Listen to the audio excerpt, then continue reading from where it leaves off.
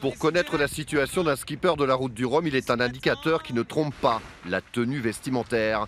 Exemple avec François Gabard qui caracole toujours en tête et qui au large des Canaries a déjà mis sa veste de quart à sécher.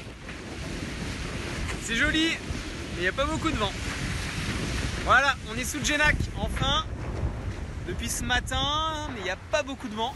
Parce que derrière, on n'en est pas encore là en classe 40. Dans le peloton de tête, les Rochelais Arthur Levaillant et Aymeric Chapelier bataillent toujours pour sortir de ce maudit golfe de Gascogne. Et là, c'est combinaison obligatoire. Salut, salut, Abandaina, on pense à venir dans l'intérieur. Dehors, ça mouille trop. Il y a trop de vent, 30 nœuds. 3 jours que ça dure, 3 jours qu'on est dans la sèche. Et ben, j'ai bien hâte d'en sortir parce que ça commence à gratter un peu. Encore 2 jours.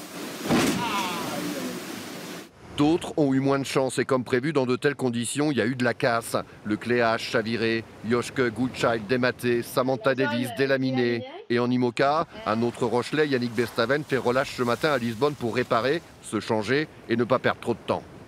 Je pars tôt pour enquiller plein sud.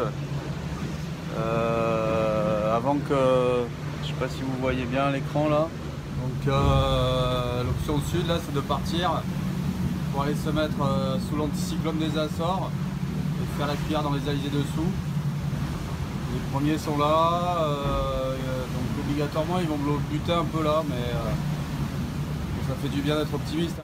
Bonne nouvelle par contre pour les près de 40 skippers qui, prudents, sont restés au sec dans les ports bretons. La direction de course a décidé de reculer de 5 jours la fermeture de ligne à Pointe-à-Pitre.